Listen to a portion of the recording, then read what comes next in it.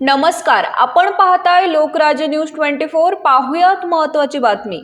मावळ तालुक्यातील शिरगाव येथे एक धक्कादायक घटना रविवारी दिनांक 14 डिसेंबर रोजी सकाळी उघडकीस आली आहे। एका 5 वर्षीय मुलीचे तिच्या घराजवळ राहणाऱ्या व्यक्तीने चॉकलेटच्या आमिषाने अपहरण केले। त्या मुलीचा खून करून तिचा मृतदेह फेकून दिला। दरम्यान तिच्यावर लैंगिक अत्याचार करून खून केल्याचा संशय व्यक्त केला जात आहे।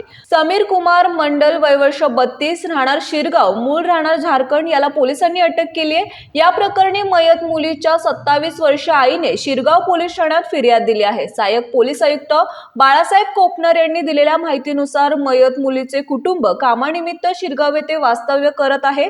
त्यांच्या घराच्या पाठीमागील बाजूला आरोपी राहत होता, त्यामुळे मुलगी आणि आरोपी यांची तोंड ओळख होती। शनिवारी सायंकाळी मुलगी तिच्या भावासोबत घरासमोर खेळत होती, त्यावेळी आरोपी समीर तिथे आला। त्याने मुलीला चॉकलेट घेऊन देण्याचे आमिष दाखवले। तिला समीर याने दुकानात नेले आणि तिथून तिला पुढे घेऊन गेला। घरापासून सुमारे 1 किलोमीटर अंतरावर उर्से येथे तिला नेले। शनिवारी सायंकाळी मुलगी परिसरात दिसत नसल्याने तिच्या कुटुंबियांनी शोधाशोध केली, मात्र ती मिळून आली नसल्याने कुटुंबियांनी शिरगाव पोलिसात धाव घेतली। शनिवारी रात्री 11:30 वाजण्याच्या सुमारास पोलिसांना माहिती मिळाली। घटनेचे गांभीर्य लक्षात घेत शिरगाव पोलिसांसह गुंड विरोधी पथक, गुन्हे शाखा युनिट 4च्या पोलिसांनी घटनास्थळी धाव घेतली। रात्रभर शोधाशोध केली, मात्र ती मिळून आली नाही। रविवारी सकाळी उर्से येथे एका कंपनीजवळ मोकळ्या मैदानात मुलीचा मृतदेह आढळून आला। त्यानंतर पोलिसांनी समीर मंडल याला संशयावरून ताब्यात घेतले।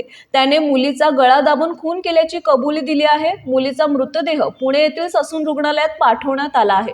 डॉक्टरांच्या अहवालानंतर लैंगिक अत्याचार झाला अथवा नाही हे स्पष्ट होणार असल्याचे सहाय्यक पोलीस आयुक्त कोपनर यांनी सांगितले। महाराष्ट्रातील महत्त्वाच्या आणि ताज्या बातम्या पाहण्यासाठी आजच आमच्या लोकराज्य न्यूज 24 न्यूज चॅनलला YouTube वर सबस्क्राइब करा आणि बेल आयकॉन प्रेस करा।